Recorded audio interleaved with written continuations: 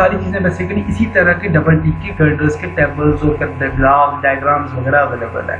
मैं कोशिश करता हूँ जैसे ही मुझे मिल जाते हैं मैं आपको प्रोवाइड कर दूंगा। अब एक तो चीज़ ये हो गई कि हम डबल टी को रिप्रेजेंट किस तरह से कराते हैं, 10 DT26 नॉर्मल वेट कंक्रीट के लिए और 10 LDT26 is for the light weight concrete section. अब इसके अंदर कुछ डेटा कौन सा हमें गिवन है, for example area of the section 689 inch square, in the case of light weight 689 inch square, moment of inertia again for the both, YB यानी कि सेंट्रॉइड से लेके बॉटम फाइबर तक का डिस्टेंस, उसके बाद जो YT सेंट्रॉइड से लेके टॉप फाइबर तक का distance, ZB ZT the weight, again important factor here कि overall weight, dead weight of this section। उसके बाद volume to surface area ratio जो है उसको हम फिलहाल कंसीडर नहीं कर रहे। तो ये आपके पास तमाम डिटेल्स जो है वो प्रॉपर्टीज की मौजूद होती है। कंक्रीट की कंपैरेटिव स्ट्रेंथ है, समटाइम्स हम नॉर्मली प्री स्ट्रेसिंग के लिए 5000 PSI यूज कर रहे होते हैं और जो प्री स्ट्रेसिंग टेंडन या स्ट्रैंड हम यूज करते हैं उसकी जो अल्टीमेट कैपेसिटी होती है वो 270,000 PSI होती है। Keep remember this thing कि ultimate tensile stress या ultimate stress of the pre-stressing steel strand is 270,000 PSI। अब हमारे पास सेकंड जो इम्पोर्टेंट चीज आती है कि हम डेजिग्नेशन रिप्रेजेंट कराते हैं फॉर द प्री-स्ट्रेसिंग स्ट्रैंड्स कि जो आपने टेंडन यूज किया, जो स्ट्रैंड आपने यूज किया उसको हम रिप्रेजेंट किससे कराते हैं, उसको रिप्रेजेंट नॉर्मली जो है वो डेजिग्नेशन डिफरेंट है। 108D1 मोस्टली यूज होता है इंडस्ट्री के अंदर। 108D1 किस चीज को रिप्रेजेंट करा रहा है, अब इसके अंदर 10 is the number of strands के टोटल स्ट्रैंड्स कितने हैं, नंबर ऑफ स्ट्रैंड्स। उसके बाद 8 is the diameter of strands.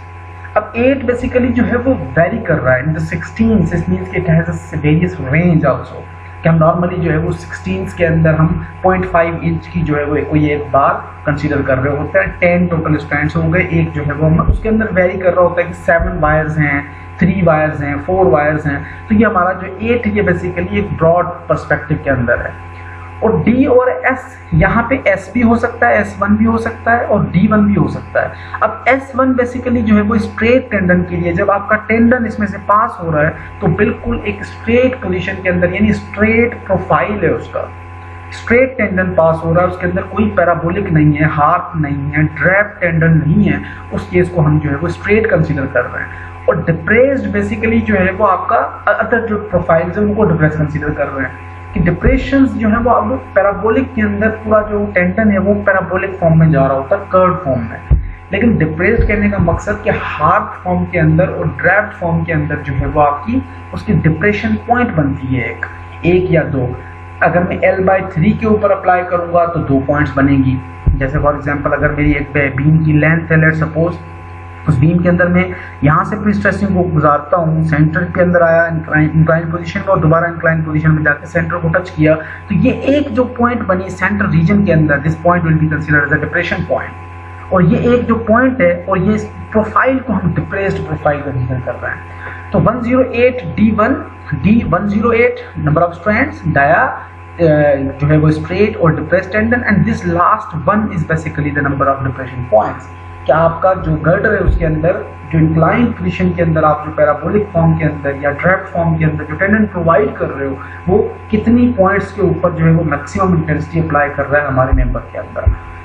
तो ये हमारे पास जनरल तमाम जो डिटेल्स हैं वो इस तरह से हमें, इसके अलावा बहुत सारे फैक्टर्स हैं, एसेंट्रिसिटी है, उसके बाद हमारे पास जो है वो ST है, section modulus with respect to top fibre, with respect to bottom fibre, उसके बाद टोटल वेट है, उसके बाद जो है वो हमारे पास इसेंट्रिसिटी जो है वो भी अवेलेबल है। इसेंट्रिसिटी 2 किस्म की, एक फ्रॉम जो है वो सेंट्रॉइड से लेके हमारी जो रिइंफोर्समेंट तक, दूसरा उसके नीचे जो सरफेस के अंदर डिस्टेंस बच जाता है, ए distance between the forces also. तो ये हमारे पास सारा डेटा जो है वो आगे हम इसको डिस्कस करते हैं। हमारे पास 3 इंपॉर्टेंट चीज़ें हैं। फॉर एग्जांपल ये एक हमारे पास एक टेबल है जो बाई चांस हमने जो डिज़ाइन सेलेक्ट किया है, हमने जो आज डिस्कस करना है वो डिज़ाइन जो है वो हमारा डिफरेंट है इससे, लेकिन जो एक डेटा है, कुछ हमें थोड़ा सा डेटा मिला है उसको मैं आपसे शेयर करना चाह रहा हूँ कि हम किस तरह से जो है वो, इवन ये मिसिंग डेटा है यहाँ पे। अब यहाँ पे फॉर एग्जांपल मैं बात करता हूँ कि 10 DT26 विदाउट टॉपिंग, टॉपिंग कोई अवेलेबल नहीं है, हमारा जो सेक्शन है वो 10 DT26 है, यानी ये हो गया 10 फीट का, ये 26 इंचेस का, और नंबर ऑफ, अब यहाँ पे हमारे पास लेट सपोज मैं चूज करता हूँ हमारी जो लेंथ है वो 58 फीट है फॉर एग्जांपल। अब 58 फीट का टोटल गर्डर है डबल टी का।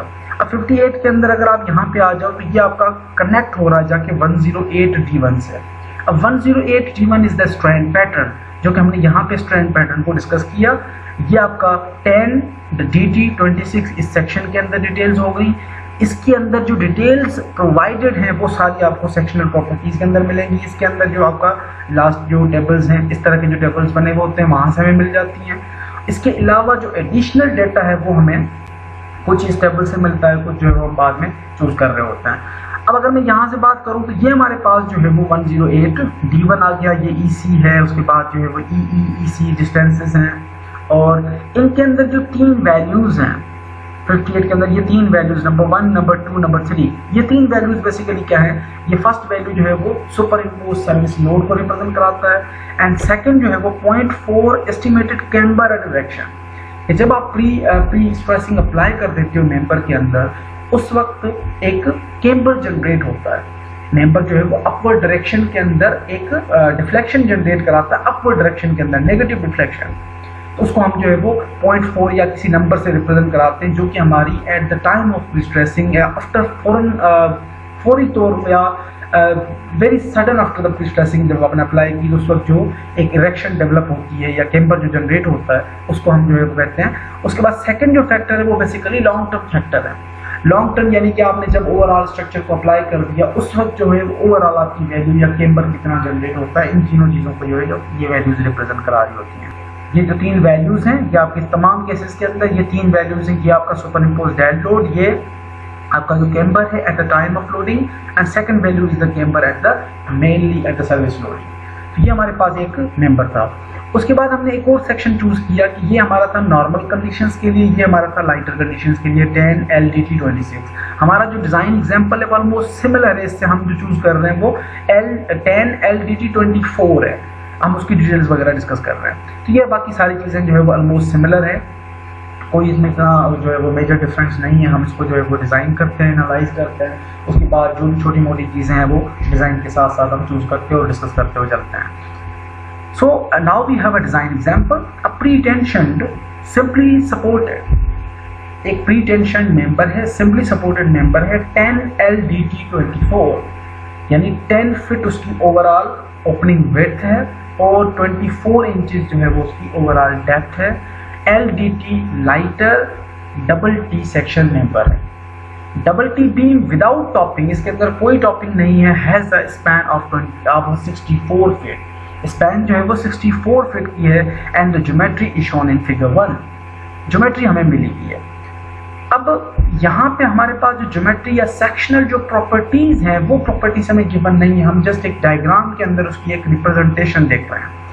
Now it is subjected to a uniform superimposed gravity load intensity. अब आप लास्ट लेक्चर के अंदर मैंने आपको बताया था कि हम 3 किस्म के लोड्स को ट्रीट कर रहे होते हैं। Number 1 is the directly the dead load, and second is directly the superimposed dead loads, यानी कि आपने मेंबर अप्लाई कर दिया, उस गटर के ऊपर आपकी स्लैब आ गई, उसके बाद जो आपका एडिशनल डेड वेट आ गया वो सुपर इम्पोज डेड लोड के अंदर आ गया। उसके बाद हमारे पास लाइव लोड आ गई। तो यहाँ पे हमारे पास जो लोडिंग गिवन है it is subjected to uniform super impose gravity dead load. Super impose load की बात हो रही है, डेड लोड की बात नहीं हो रही। Super impose dead load intensity and the live load intensity दोनों कंपोजिट, उसके ऊपर जो लाइव लोडिंग अप्लाई हो रही थी वो और dead load due to super impose जो अप्लाई हो रही है इकट्ठे, वो दोनों 420 पाउंड पर फिट के हैं। इंटेंसिटी में 2 लोडिंग आपको इकट्ठी गिवन है, डेड वेट अभी तक नहीं मिला। The initial pre stress before losses, ये प्री स्ट्रेसिंग जब आपने अप्लाई की इनिशियली बिफोर लॉसेस, उसको हम कंसीडर कर रहे हैं 70% of the ultimate pre stress stress. Ultimate stress जो स्टील की है उसका 70% हम कंसीडर कर रहे हैं, जो कि हमारे पास 189,000 PSI है। ये आपकी मोस्ट प्रोबेबली वैल्यू उसी 270,000 PSI की है, जो कि आपकी मैक्सिमम स्टील की प्री स्ट्रेसिंग स्टील की स्ट्रेंथ है। तो 70% ऑफ द प्री स्ट्रेसिंग या 70% of the ultimate pre stressing stress का हमने जो है वो इनिशियल प्री स्ट्रेस कंसीडर किया है, जिसको वो हमारे पास 189,000 हमें गिवन है।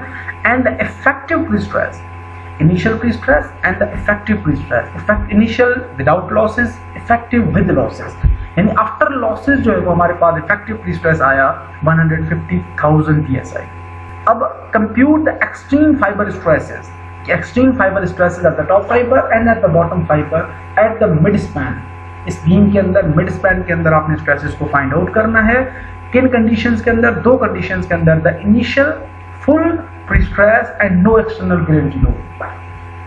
पहले केस के अंदर हम जो है वो एक्सटर्नल ग्रेविटी लोड कोई एडिशनल कंसीडर नहीं कर रहे, सिर्फ इनिशियल प्री स्ट्रेसिंग फोर्स और उसके अंदर मेंबर के अंदर मजीद क्या डिटेल्स हैं उसका अपना सेल्फ वेट है वो कंसीडर कर रहे हैं। और दूसरे केस के अंदर जो है वो हम फाइनल सर्विस लोड कंडीशंस में pre stress losses tax base, हमने सर्विस लोडिंग अप्लाई करके और लॉसेस अप्लाई होने के बाद हम जो है वो किस तरह से ट्रीट करते हैं। तो ये दोनों हमारे पास एक पूरा कंप्लीट डिज़ाइन है, इसके अंदर दो कंडीशंस हैं और हमारे पास जो है वो 3 डिफरेंट मेथड है। तो जो कंडीशन जिस मेथड के अंदर फिट होगी उसी मेथड के अंदर हमने यूज़ करके उसको सॉल्व करना है। अब ये हमारे पास डायग्राम है। अब इसके अंदर देखिए टोटल ओवरऑल हमारे पास जो विड्थ है वो 10 फीट की है, जो कि हमें सेक्शन क्या कह रहा था 10 LDT 24।